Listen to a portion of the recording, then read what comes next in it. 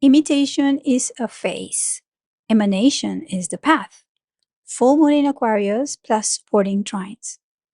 When I was born, Uranus was in a balsamic relationship to Pluto. This is a generational imprint. That was in the mid-60s, and it completed between 1965 and 1966. And what was also peculiar about it is that they were both in Virgo, and Saturn and Chiron in Pisces were making an opposition to this rare conjunction. It takes around 140 years for them to meet. That created a very special situation for the people who are right now entering into their 60-year-old moment. Quote, Dane Rudyard wrote, then, what is happening today as Uranus starts its new cycle of relationship with Pluto is that the very foundation of man's collective mentality are being transformed. For Pluto represents indeed the planetary aspect of mind, the one mind of man. Pluto, I repeat, refers to the collective mind of humanity. In a narrower sense, it refers to some closely interrelated and authoritarian human groups. But when Uranus acts upon Pluto, Uranus does not allow Pluto, as it were, to pull everything to the bottom or core. Uranus periodically fecundates and always stirs up the realm of Pluto, and we are witnessing such a fecundation. This was written in 1965. End of quote. So let's talk about this trine that we have right now. It's the first time that we have a trine with these two planets after their 1965-66 new cycle while we're living. Probably the time before this trine happened, it was closing trine was in the 1922s. The last opposition was in 1901. The structure of the world began to reconfigure. Nations emerged, empires fractured, ideologies clashed, and industry consolidated under new frameworks of power. But it has taken 60 years for Pluto and Uranus to create a trine. As I spoke in recent articles about aspects, and they're doing it. Pluto at the very beginning of Aquarius and Uranus at the very beginning of Gemini, both in air signs. One is a fixed, Aquarius, and the other one is mutable, Gemini. So there's this energy. It's a supporting energy, bringing new ways of doing things. But at the same time, there's a transformation and revolution in society. You see, Uranus is ruling Pluto that is in Aquarius, so they're really supporting each other. So the question is, where in your life do you feel that you're bringing some inner mental revolution? And how is this going to be transforming not only your life, but your place in society? Parenthesis. Pluto and Uranus in an open trine signifies a maturation of the revolutionary cycle seeded in the 1960s. They're stabilizing vectors. Air signs bring network cognition, distribute innovation, and collective pattern restructuring. Aquarius sets the collective container. Gemini disperses the data. Uranus rules Pluto in Aquarius. So this trine is recursive. It supports a long-range synthesis of disruption into form. Three, relational clarity and inner refinement. And although these transits are not personal, they become personal now that Mars just entered Libra. We had Mars going through Virgo in the last weeks. It joined the south node of the moon. It was initiating a way to look into the systems and the habits and the way our very complex mind edits out and edits in situations. It was all about initiating purity in the discernment and also calibrating obsessive ways of refinement. Now that it's in Libra and in opposition to the Saturn and Neptune retrograding in Aries before they re-enter Pisces, it is initiating a way of how to create a balance between all these other subjects. So let's say it is saying, hey, I'm an individual that wants to liberate myself from many things that I no longer care for. But how do I respond in relationship to others, in relationship to my needs, in relationship in general? And I can tell you that I've been going through that deeply. That's why I've been trying to keep some silence, and I've done some specific things not to be out there that much. It's going to be a retreat that I'm enjoying. Ta-da! An infinite array of options, my friend. This grand trine between Uranus, Pluto, and Mars is offering that possibility of confronting how we are individually, as persons, starting a balance in our lives in response to society. Also, It's sextiling that Mercury retrograde about to go station direct in Leo that is also opposing Pluto. So it's almost like the whole sky right now is creating a perfect situation for recalibrating, rebranding, seeing things in a positive way and mostly as they are, devoid of illusions.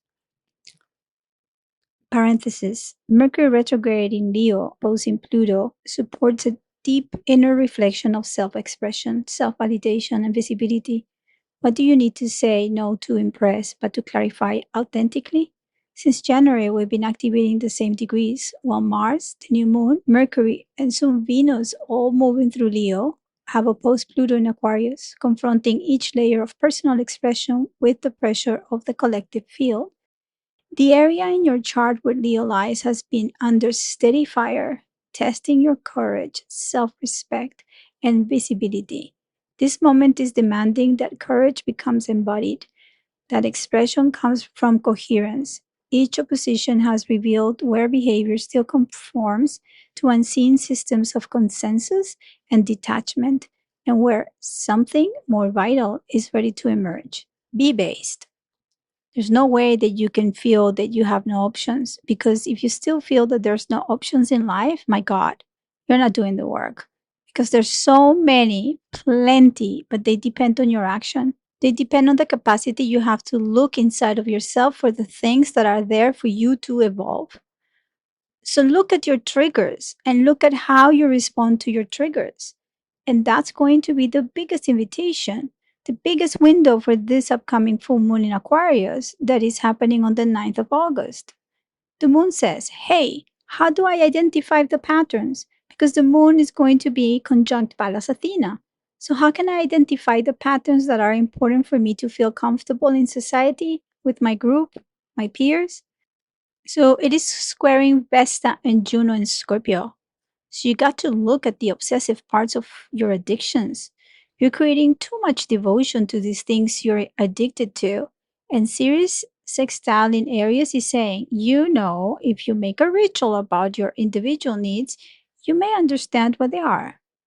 Now, the sun in Leo says, dude, we got to do this. We got to show up authentically. We can't keep on copy pasting other people in society. Like mimicking is not the way. Life is not mimetics. Life is emanation. Ta-ding! Ending cycles of approval. Now, the last thing that I see about this beautiful celestial conjugation in the skies is that Venus is approaching Jupiter in Cancer. Venus has been softening the way our values are needed. It is in a balsamic relationship to Jupiter. Jupiter has not gone retrograde yet, but it is creating an inconjunct with the full moon, a trine with Vesta in the north node, and a square with Ceres. So Jupiter is expanding and making like an underline of what are those emotional values that you have been forfeiting or fading or letting go under the radar in order for you to feel okay in society. Parenthesis, Venus and Jupiter in balsamic relationship close a cycle of value inflation, asking you to decide what nurtures your emotional growth versus what simply maintains external approval. Jupiter's trine to Vesta and the North Node supports purposeful devotion. The square to Ceres insists you reparent yourself. Ta-da! Ontologies that dissonate. A living exchange with Robert Breedlove, August 2025. To close, I want to share a short exchange I had recently with Robert Breedlove in X. He's the host of What is Money Show, a channel where I was a guest close to a year ago. Robert often brings deep philosophical threads, and sometimes we resonate, sometimes we differ. This one is a perfect example of divergence rooted in value and ontology. There's no attempt whatsoever to discredit his view, as I am using it to illustrate the current transit opportunities. His view represents the mimetic frame. My intent is stemming from resonance. This full moon is calling us into individuation, the awareness that some of what we still carry is conditioned by collective archetypes, as some of what arises is our direct emanation. It's an individual voice, an individual path versus one that is still under the umbrella of a collective. I'm not criticizing the followers of Christ, and I'm not saying that my way of thinking is the way, but I'm just putting out there an example of how these energies are just happening so you understand the context of everything that I've written. Quote, breathe love. Christ is king. This isn't about a man on a golden throne barking orders at his subjects. It's about who we choose to imitate. This is a thread, so I'm just going to read the thread without his name.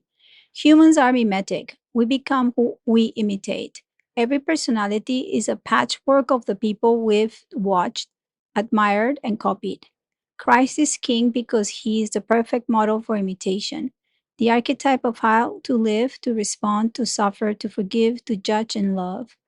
He met betrayal with compassion, injustice with righteous indignation, sin with agapic love, no revenge, no resentment, no hatred, just strength, honor, and divine grace. Without a primary mimetic model like Christ, we lose our compass.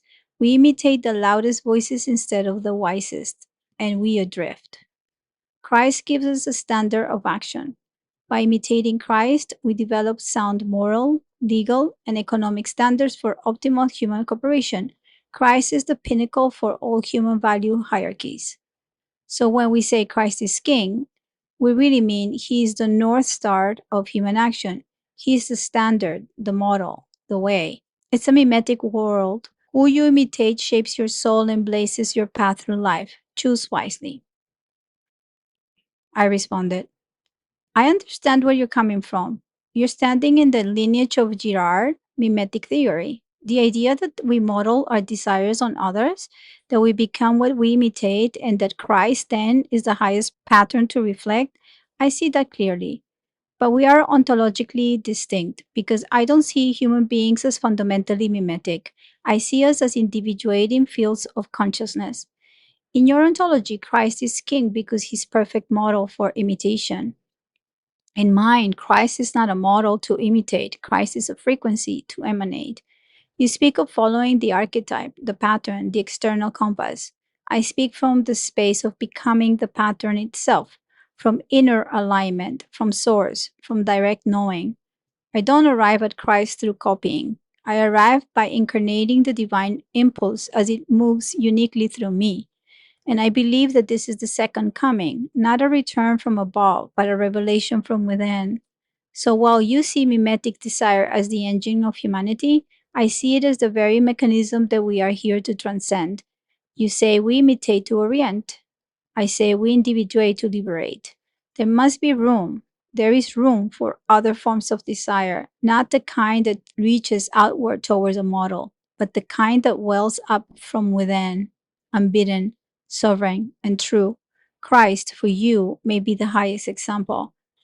But for me, Christ is not an example at all. Christ is the irreducible flame that each of us must tend in solitude and integrity. That's why I can't fall into we are mimetic, because I'm not. I am free, and freedom is the signature of Christ. Breedlove response. And yet, the words you use to express yourself here, you too learn through imitation. I responded, of course, language is learned through mirroring. We all begin life by imitating. That's not the debate. But imitation is a phase, not a purpose. Mimicry may shape the outer form, but it says nothing of the origin of the expression. Once language is acquired, it becomes a vessel. What fills that vessel, tone, timing, truth, is not mimicry, it's emanation. This is what artists know. We don't express to repeat, not to imitate. We actually express to reveal that which is hidden. The word didn't come flesh through imitation, it became flesh through incarnation. The Logos moves through me. This is not something I copied nor imitated. Authenticity is liberation in embodied form. That's why I stated at the beginning this is a different ontology, perhaps more mystical, but fully embodied. Ta-da! The Logos remember from incarnation to individuation. This exchange with Robert is revealing the current astrology beyond language. What I'm speaking to is what Uranus trine Pluto is activating right now. This moment is about metabolizing our experiences into frequency. My words are shaped by the transit, a movement from inherited patterns through self recognition into collective emanation. What I said that imitation is a phase, not a purpose, I was expressing what Saturn and Neptune in Pisces are dissolving. Old spiritual syntax that no longer holds. Illusions are visible. Courage belongs to those who act upon seeing it. By affirming my transitory experience of mimicry, I let experience speak through me. When I spoke of the word becoming flesh through incarnation, I was channeling my inquiry into the great Gospel of John, an inquiry that led to my 2014 commission by the Vatican for the 2015 Venice Biennale, where I created an interactive installation entitled Archetypes, the Sound of the Word is Beyond Sense, that led me deeper into resonance far from pure logic. I was also feeling the square between Aquarius moon and Juno and Vesta in Scorpio. That aspect brings clarity to where we've been bound by projection. What I'm naming is the logos remembered, the quiet frequency of Venus and Jupiter closing a value cycle in Cancer feels emotional, memory based, and cellular. What I called Christ is a frequency that emerges in me, like the Buddha, Lao Tzu, and all the great masters before me who have taught me about love, compassion, wisdom, and humility. I know I'm not mimicking nor an empty vessel. I did that while growing up and learning. Carl Jung in Ion speaks of the second coming of Christ as a becoming during an individuated path. This differs from mimetic theory as proposed by Girard, where Christ is seen as the archetypal model for imitation and transcendence of violence. Ta-da! AI, addiction, and the discernment of frequency. Eclipses are coming, and I've been doing sessions with fellow Earthlings, helping them prepare for the upcoming season in September, including also the February and March eclipses. As we move into this new paradigm, having the right tools and timing can make all the difference. If you feel called, I'm offering readings as a way to support that alignment. One last thing, because we're talking about the collective and individualism, and also because there's still a lot of confusion to be revealed with clarity, and because we are, as Britlov says, mimetic. If we have not found our true voice, we're going to imitate. We're going to comply with certain kinds of orders. Now, this is a trend I'm noticing. Many people are using AI as if it were a person, and they're not understanding that what they're bringing forth could make the distortion even bigger. I'm not saying this guy, Brando Ross, is right or wrong, see below, but I'll include a few links here for you to dive in and make your own assumptions. I'm not here to tell you that my truth is better than yours. I'm just here, that's it, putting things together. So this is one link. There's another one from Greg Braden, someone I followed for 30 years, who is also talking about the dangers of defying or elevating AI as a god, which in my view is extremely dangerous, but you will be the judge. Then I'll leave you with two other links. One is from the Leo King. He did a deep dive on an object in the skies that may or may not be an alien vessel nor a comet. 3i/Atlas. I like his take. I've been listening to him, and he did a 5-hour special I listened to. I have to say, he uses AI a lot, so he's already inside of this nebulosa. I use AI too. So I'm not saying AI is the devil. I'm just always thinking about what kind of relationship we have with people, situations, and things, and where we're no longer seeing our truth, where we're becoming addictive, and where we're giving our power to the other. That's what I'm saying.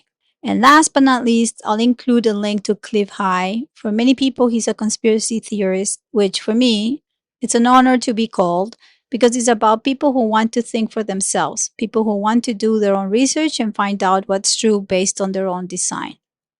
That's why I'm putting these examples here. Listen with utmost discernment. It's just, look, people are looking at reality in many different ways. So, where is the difference between the individual, his or her authenticity, and where are we just mimicking the collective? That's basically this full moon.